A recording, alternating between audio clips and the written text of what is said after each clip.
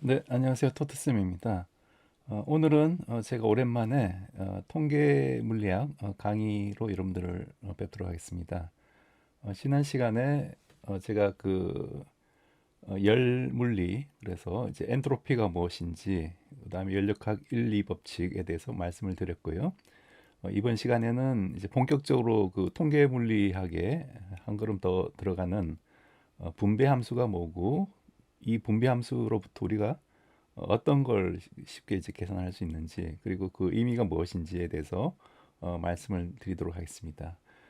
그리고 최근에 또 다시 상온 초dun도체 논란이 일어나는 것 같은데, 이게 이제 연력학적인, 특히 이런 엔트로피의 관점에서 보면은 상온 초dun도체는 거의 불가능하다라고 이제 볼 수가 있는데, 그 근거에 대해서도 여러분들께 좀 설명을 드리는 그런 시간을 한번 가져보도록 하겠습니다. 네, 그럼 바로 시작해 보도록 하겠습니다.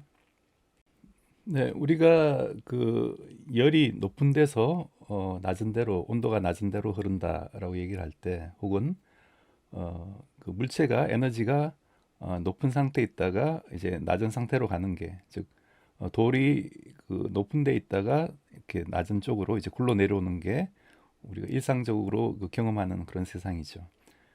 그 이유와 바로 이제 연결되어 있는 게 바로 이런 볼츠만 인자라는 개념입니다. 즉 볼츠만이라는 루드비 볼츠만이라는 물리학자가 개발한 그런 개념인데, 이게 그 확률을 의미합니다. 즉 어떤 온도 T에서 어떤 열적 평형 상태일 때 시스템이 그 상태에 있을 이제 확률을 가지는 그 인자를 얘기를 하는 건데, 예를 들어 어떤 그 여러 가지 상태가 있겠죠. 뭐 1번, 2번, 3번 여러 가지 상태가 있는데, 이 중에 만약 특별한 어떤 그 S라는 상태, 요 S라는 상태는 어떤 시스템의 상태일 수도 있고, 리저버가 이제 같이 항상 우리가 연력학을 생각할 때는 이런 시스템과 그다음에 리저버를 같이, 그 환경을 같이 생각을 합니다.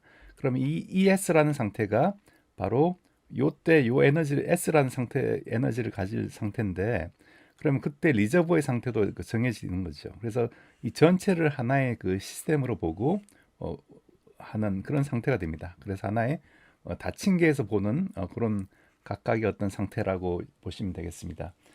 그럼 이런 다층계 상태들은 모두 다 이제 우리가 동일한 확률을 갖죠. 우리가 카드가 이렇게 쭉 1, 2, 3, 4 이런 카드들이 있을 때, 이런 카드들을 우리가 임의로 한 장을 뽑을 때 동일한, 전부 다 이제 특별히 뭐 1번이 뽑힐 확률이 없을 겁니다. 그렇기 때문에 마찬가지로 이런 다층계에서 어떤 상태를 뽑느냐는 순전히 어떤 동등한 확률을 가진다고 다 볼 수가 있겠습니다.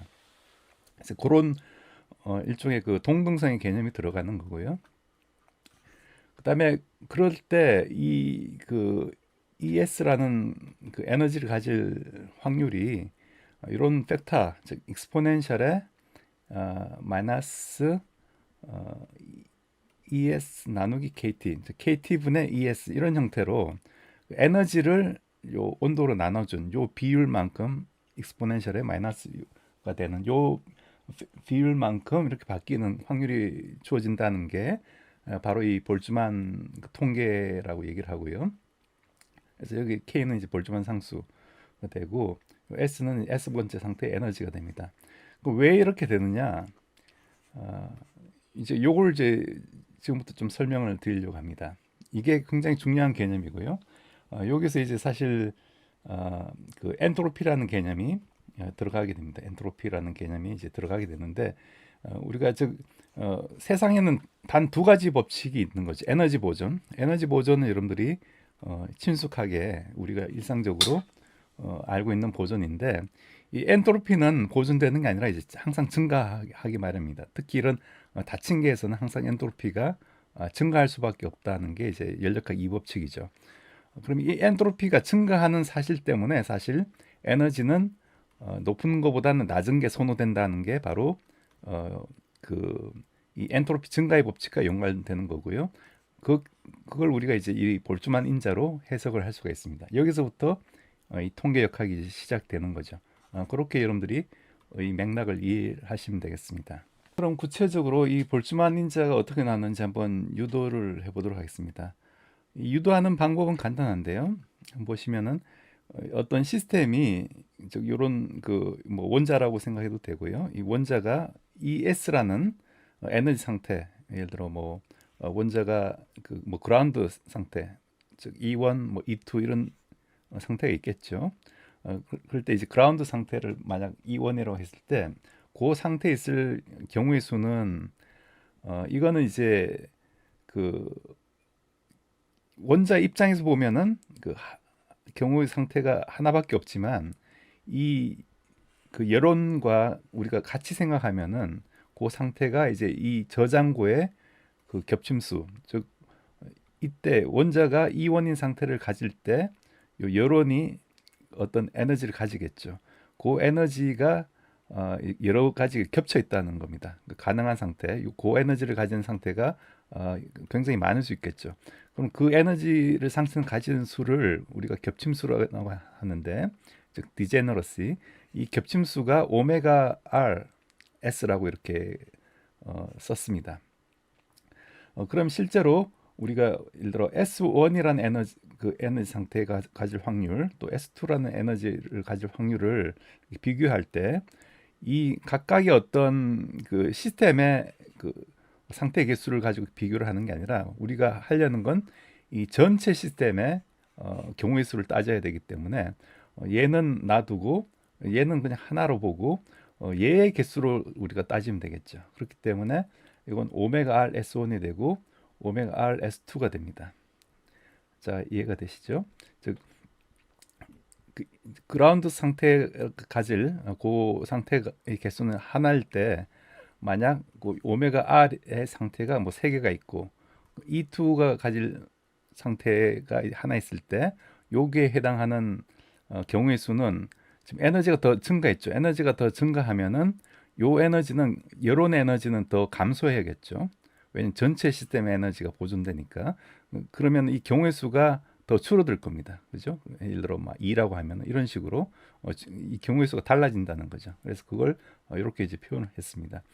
그럼 우리가 엔트로피 정의에서 엔트로피가 K 곱하기 로그 경우의 수, 겹침수, 이렇게 되는 공식 있죠. 유명한 볼츠만 엔트로피 공식. 요걸 쓰면 이제 오메가는 해가지고 보면은, 오메가는 이제 넘어가면은 이제 S 나는 K의 익스포넨셜을 취하면 될 겁니다. 그래서 이렇게 이제 썼습니다. 이렇게 쓰고 보니까 익스포넨셜에 SR-S2 빼기 SR-S1 나누기 K, 이런 형태로 이제 쓸 수 있더라, 그런 얘기죠.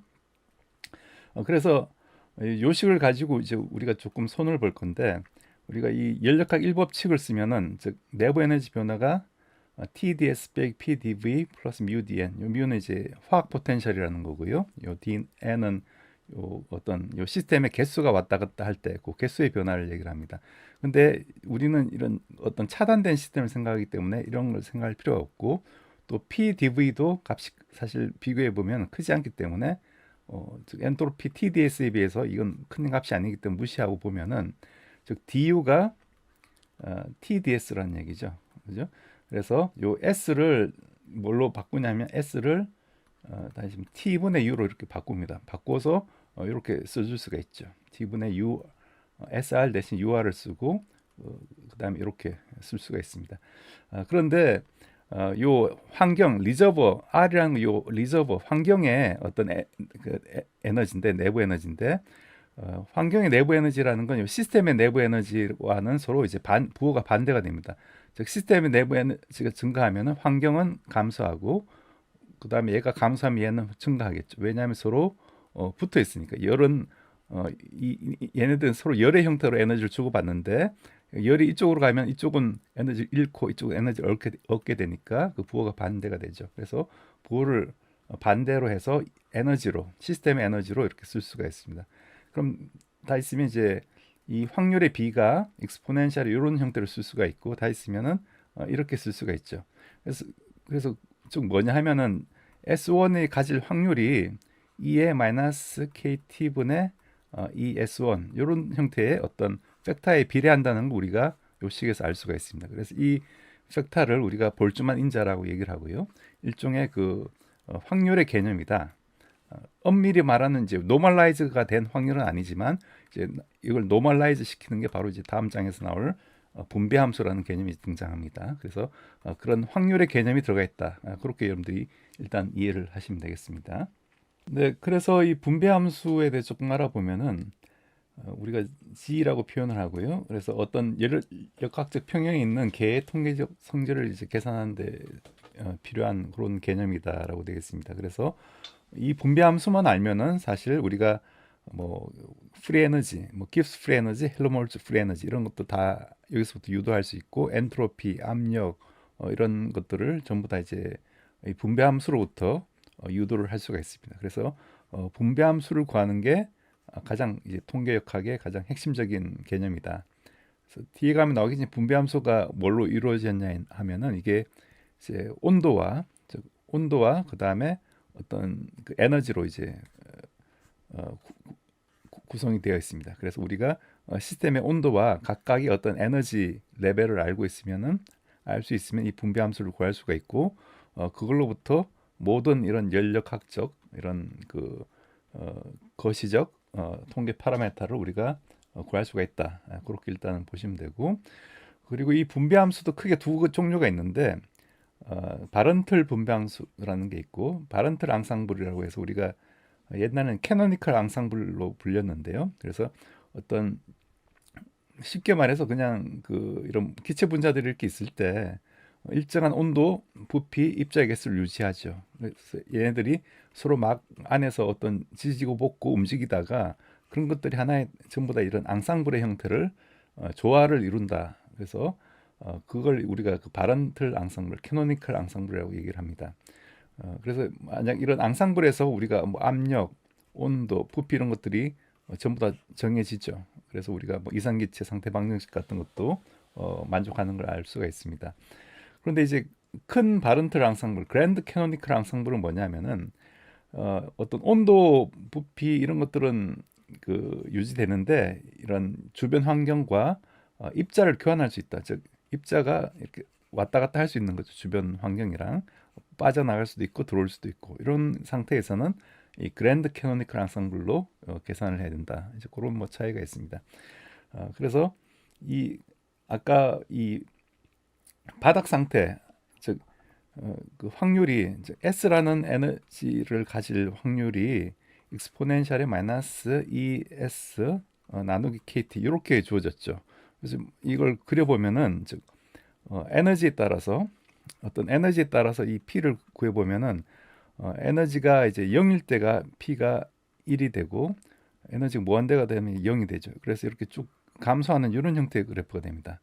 즉 확률이 즉 에너지가 낮은 쪽이 확률이 높다 그런 얘기죠. 그래서 저기 볼트만 인자로 우리가 봤을 때는 입자는 이 그라운드 상태로 갈 확률이 높다 그런 얘기가 됩니다. 그래서 우리가 돌멩이가 높은 데서 자연스럽게 에너지가 낮은 쪽으로 위치 에너지가 낮은 쪽으로 이동하는 것들 이런 것들이 전부 다 이런 그 볼트만 인자 때문에 그렇다라는 거고 이 볼트만 인자가 어디서 나왔냐 궁극적으로는 그 엔트로피가 증가된다는 그런 사실에서부터 이게 유도가 된 개념이다.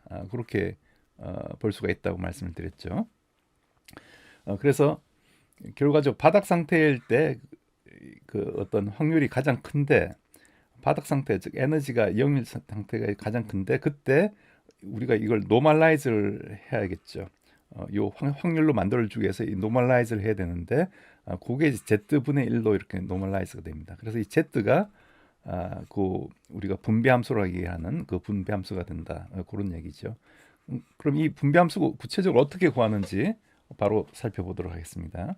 네, 이런 그 분배함수를 구하는 법은 굉장히 간단한데요.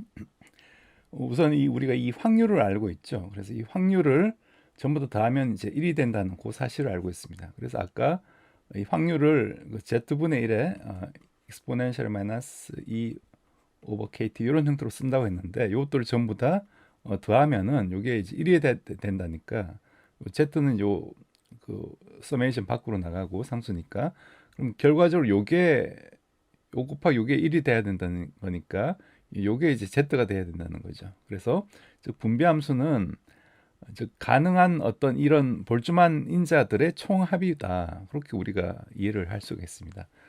그래서 이런 그 분비함수를 우리가 구하기 위해서는 즉 ES도 알아야 되고, 즉 가능한 어떤 에너지 상태도 알아야 되고, 그다음에 시스템의 온도를 알고 있으면은 즉 이 분비함수가 정해진다. 그래서 온도와 에너지 함수다. 그렇게 이제 볼 수가 있겠습니다.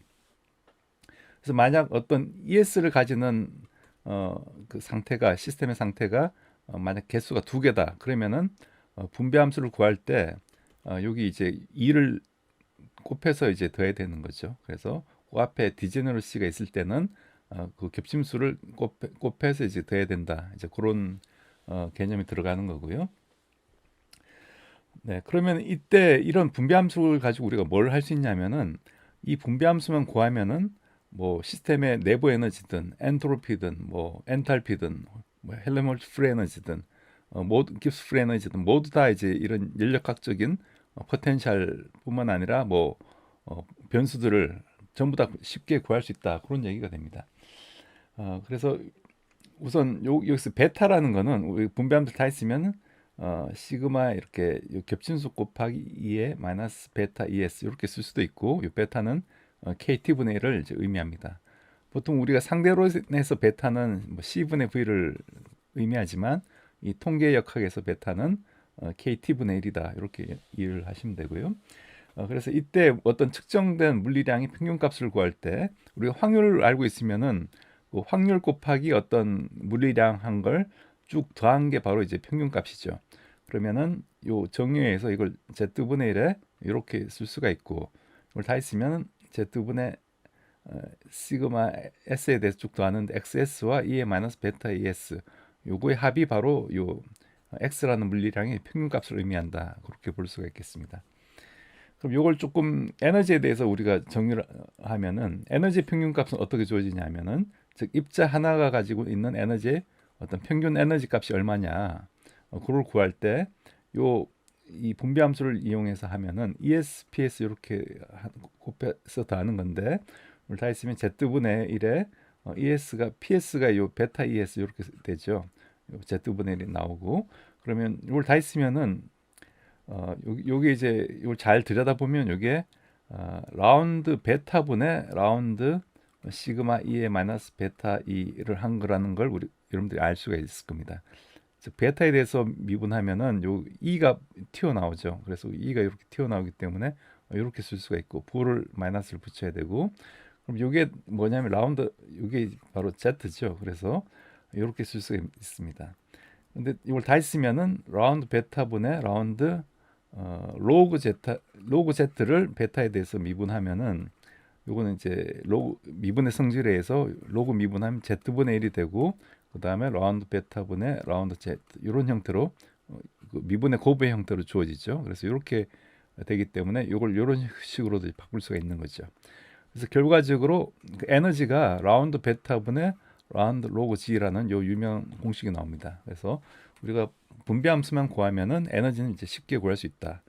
요건 이제 입자 하나가 가진 에너지이기 때문에 총 에너지는 여기다가 입자의 개수, 총 입자의 개수를 이제 곱해주는 게 이제 답이 된다. 그렇게 이해를 할 수가 있겠습니다. 그래서 우리가 조금 더 들여다보면은 이 그 화학 포텐셜들도 전부 다 분배함수로부터 우리가 구할 수가 있습니다. 그래서 엔트로피는 이렇게 이제 구할 수가 있고요. 여기 어떤 세부적인 어떤 이런 수식은 제가 다음 시간에 조금 자세하게 말씀을 드리도록 하겠습니다. 여기 헬몰트 프리 에너지를 여기 KT 마이너스 KT 로그 C 분배함수로 이런 형태로 쓸 수 있기 때문에 이걸 가지고 우리가 엔트로피에 대한 식도 구할 수가 있고요. 즉 답은 뭐냐면은 K 로그 G 플러스 T분의 U, 요건 내부 에너지죠.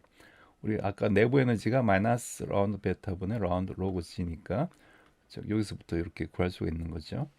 그다음에 압력도 역시 이렇게 구할 수가 있습니다. 구하면은 KT 라운드 V분 라운드 로그 G 이런 형태로 되고, 내부 에너지는 방금 구했죠. 이걸 다 했으면 이렇게 쓸 수도 있고, 헬레멜트 프리 에너지는 이렇게 이제 쓸 수가 있습니다. 그다음 기스 프리 에너지도 뭐 이런 형태로 조금 복잡하긴 하지만 이렇게 쓸 수가 있고요. 그래서 우리가 이 분배함수 파티션 펑션만 구하면은 시스템의 모든 파라미터를 우리가 손쉽게 구할 수 있다.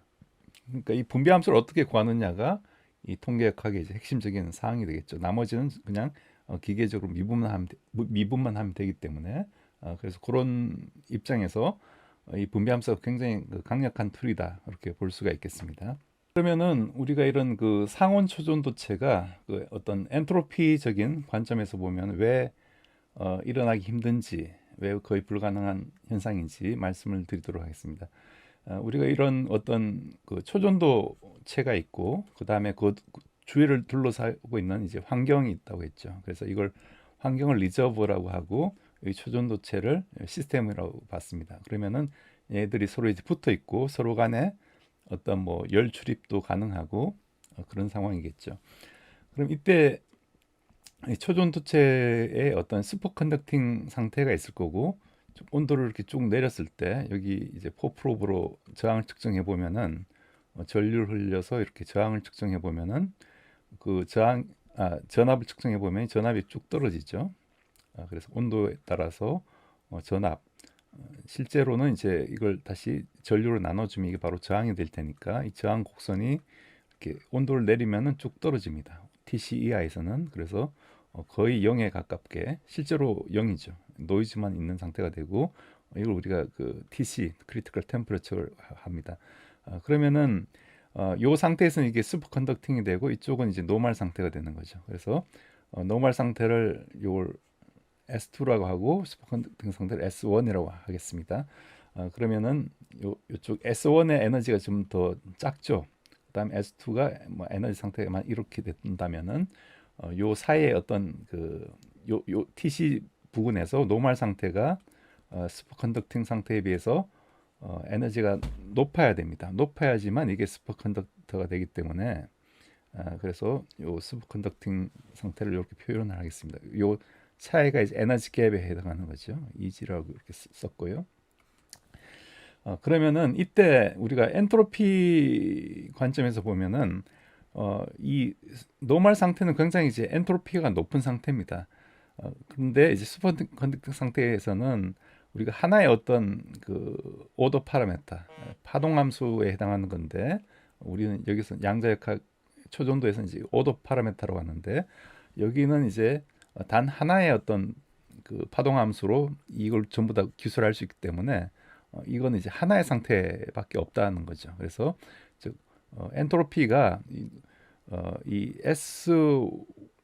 S1에서는 초전도 상태에서는 이게 가능한 상태가 하나밖에 없는 거고 그 다음에 요 노멀 상태에서는 그 엔트로피가 뭐 굉장히 그 복잡해지는데 쉽게 생각해서 이상기체 엔트로피는 이런 형태로 주어집니다. 이게 만약 n개의 뭐 분자들이 n개의 전자들이 뭐 마음대로 이렇게 돌아다니고 있는 그런 상황이라면 우리가 이상기체로 근사할 수 있기 때문에 이렇게 이제 근사를 수가 있습니다. 그래서 즉 초전도 상태에서 엔트로피는 이 겹침수가 1이기 때문에 K 로그 오메가 하면은 이게 0이 돼 버리죠. 그렇기 때문에 요 델타 S가 요 그냥 S와 같아져 가지고 즉 엔트로피가 이만큼 감소하는 거죠.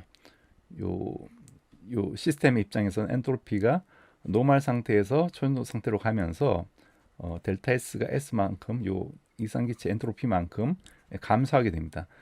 그러면은 우리가 이 환경 리저버를 같이 고려를 하면은 전체 엔트로피 변화는 항상 0보다 크거나 같아야 된다는 열역학 이 법칙이 있기 때문에 요 변화보다 더 큰 엔트로피가 이 리저버에서는 증가를 해야 됩니다. 그죠? 그래서 일단 그게 하나의 첫 번째 팩트고요. 그러면은 이 페이즈 트랜지션이 일어나는 동안에 보통 이 리저버에 굉장히 큰 어떤 엔트로피 변화가 보통 일어납니다. 열을 방출하거나 혹은 그런 현상들이 일어나는데 만약 이게 상온에서 이런 현상이 일어난다고 하면은 즉 상온이라는 게 온도가 같다는 거죠. 온도가 같기 때문에 서로 간에 열출입이 없습니다. 열출입이 없는 상태에서 이 리저버의 엔트로피가 갑자기 증가할 수는 없는 거죠. 그건 이제 말이 안 된다는 거고요. 그리고 그러면 일단 이게 슈퍼컨덕팅이 된 상태에서 우리가 엔트로피 관점을 따지면 어떻게 되느냐? 그러면 우리가 이 초전도 뭐 구리 와이어에 이렇게 전류 흘려준다고 생각하면은 이 저항이 없이 이제 계속 간다는 게 이 초전도 상태이기 때문에 즉 에너지가 저항 없이 전파되는 거죠. 전파되는 건데 그렇게 되려면은 역시 요 과정에서 이 리저버에 역시 엔트로피가 증가를 해야 됩니다. 그런데 이 초전도 상태는 이제 발열도 없기 때문에 발열도 없고 아무런 외부와 인터랙션을 하지 않기 때문에 이 리저버의 엔트로피를 증가를 시켜줄 만한 요인이 없다는 거죠. 그래서 보통 우리가 이런 초전도 상태를 유지하려면 항상 외부에서 에너지를 가해줘서 쿨링을 시키든지 혹은 이 저항을 변화시키기 위해서 히팅을 시키든지 외부에서 에너지를 집어넣어줘야지만 그 에너지를 집어넣는 과정에서 이 리저버의 엔트로피가 증가하게 됩니다. 항상 열 출입이 있으면 엔트로피가 증가하기 때문에. 근데 열 출입이 없는 상태에서 이쪽에 리저브 엔트로피를 증가시킬 수 있는 현실적인 방법은 없다는 거죠. 만약 두 개의 어떤 시스템이 인터랙션을 한다면은 그럼 가능할 수 있겠지만 거기에 대한 현재까지 이론은 없는 상태입니다. 그렇기 때문에 연력학적인 입장에서 보면은 이 초전도체가 이 시스템 리저버의 엔트로피를 증가시키지 않고 이 상태를 유지한다는 것은 말이 안 된다, 힘들다 그렇게 볼 수가 있겠습니다. 그래서 결론적으로 상온 초전도체는 가능하지 않다. 여기서 이제 그 엔트로피 변화가 요 에너지 갭의 그 온도를 나눠준 요 값에 비례한다는 건 앞에 식으로부터 우리가 알 수가 있고요. 그래서 리저버의 엔트로피는 또 이렇게 증가를 해야 된다. 그거를 이제 의미를 하고 있다고 보시면 되겠습니다. 네, 여러분들 오늘 제 강의 어떻게 보셨는지 모르겠습니다.